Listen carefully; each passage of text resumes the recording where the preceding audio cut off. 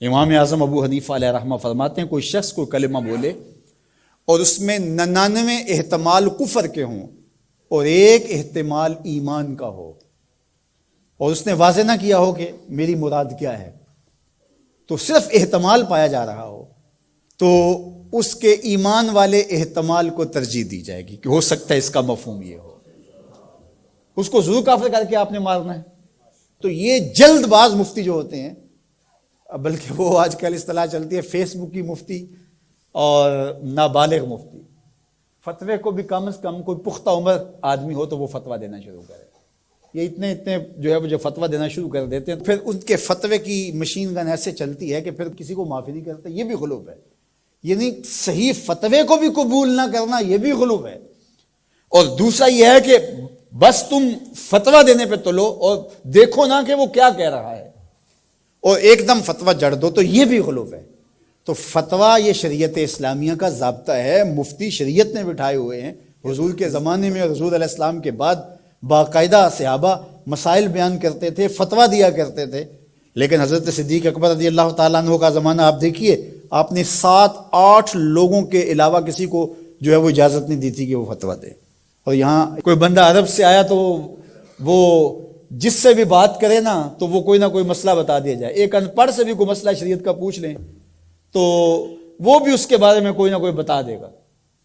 اور اسی طرح کوئی مرض ہو، وہ آج کل وہ کرونا وائرس چل رہا ہے نا، تو اس کے اتنے علاج آگے ہیں کہ ابھی تک جو دنیا کے ماہرین بیٹھے ہیں سر جوڑ کے، ان کو بھی نہیں پتا جو علاج یہاں موجود ہیں۔ کوئی کہتا ہے پیاز کھاؤ تو ختم ہو جائے گا، کوئی کہتا ہے فلان چیز کھاؤ تو ختم ہو جائے گا۔ تو وہ کوئی بندہ عرب سے آیا یہاں، تو واپس جب گیا تو کہا کہ آپ وہاں گئے تھے بر صغیر میں، تو وہاں کے لوگوں کے حوال سناؤ، تو اس نے کہا کلو طبیب کلو مفتی، سارے کے سارے ڈاکٹر ہیں اور سارے مفتی ہیں۔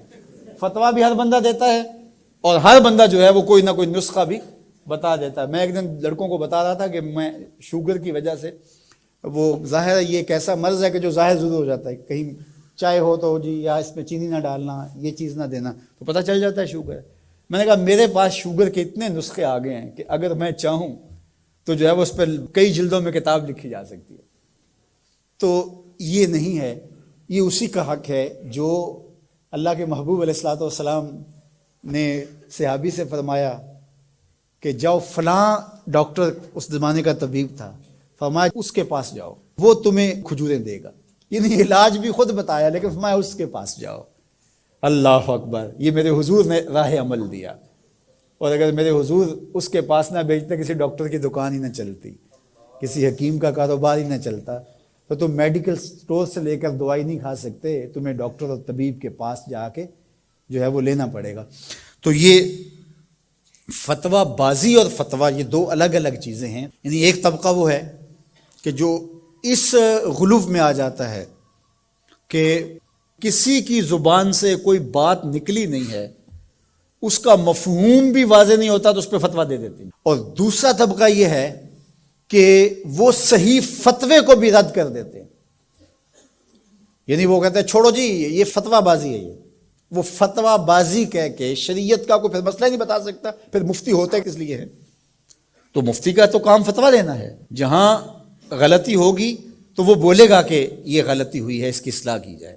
افراط و تفرید کے یہ دو راستے ہیں کہ کچھ لوگوں نے شریعت کو اتنا آسان لے لیا، اتنا سہل لے لیا کہ جو مرضی کرتے رہو، اور وہ کیا کہتے ہیں جی دین میں کوئی جبر نہیں ہے، اور آیت کیا پڑھتے ہیں لا اکراہ فی الدین، دین میں کوئی جبر نہیں، حالانکہ اس کا یہ مفہوم ہی نہیں ہے جو لوگ لے رہے ہیں۔ اس کا مفہوم یہ ہے، قرآن کی پوری آیت پڑھیں، لا اکراہ فی الدین قد تبین الرشد من الغی، کہ حق اور باطل واضح ہو گیا، یہ کفر ہے یہ اسلام ہے، تو جب واضح ہو گیا تو کوئی جبر نہیں، کوئی اسلام لانا چاہتا ہے تو لے آئے۔ بندوق رکھ کے کسی کی گردن پہ یا تلوار رکھ کے نہیں کہا جائے گا کہ تو کلمہ پڑھ ورنہ تجھے کاٹ دوں گا، یعنی جبرن کسی کو مسلمان نہیں کیا جائے گا۔ قد تبین الرشد من الغی، حق اور باطل کے راستے واضح ہو گئے۔ لیکن اس کا یہ مفہوم لوگوں نے لے لیا کہ دین میں کوئی جبر نہیں ہے، مطلب کیا کہ جو مرضی کرتا پھرے۔ میاں جب تم اسلام لے آئے ہو تو پھر اسلام کی پابندیاں تو تمہیں قبول کرنی پڑیں گی۔ تم کسی بھی ملک میں جاتے ہو تو اس کے قوانین کیا تم وہاں فالو نہیں کرتے ہو؟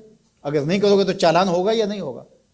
جب آپ نہیں گئے تھے تو آپ پابند نہیں تھے، آپ کسی کالج میں، یونیورسٹی میں، کسی ادارے میں آپ داخلہ ہی نہیں لیتے تو آپ کو کوئی پوچھے گا ہی نہیں۔ جب داخلہ لے لیا تو پھر اگر لیٹ آئے تو پھر بھی سرنش ہوگی، وقت سے پہلے چلے گئے پھر بھی پکڑ ہوگی، اس لیے کہ اب تم داخل ہو۔ جب تم اسلام میں نہیں تھے تو لا اکراہ فی الدین، لیکن جب تم نے کلمہ محمد عربی کا پڑھ لیا ہے تو پھر تمہیں نماز بھی پڑھنی ہوگی، تمہیں روزے بھی رکھنے ہوں گے، اور تمہیں شریعت کے احکام کو اپنے اوپر نافذ کرنا ہوگا۔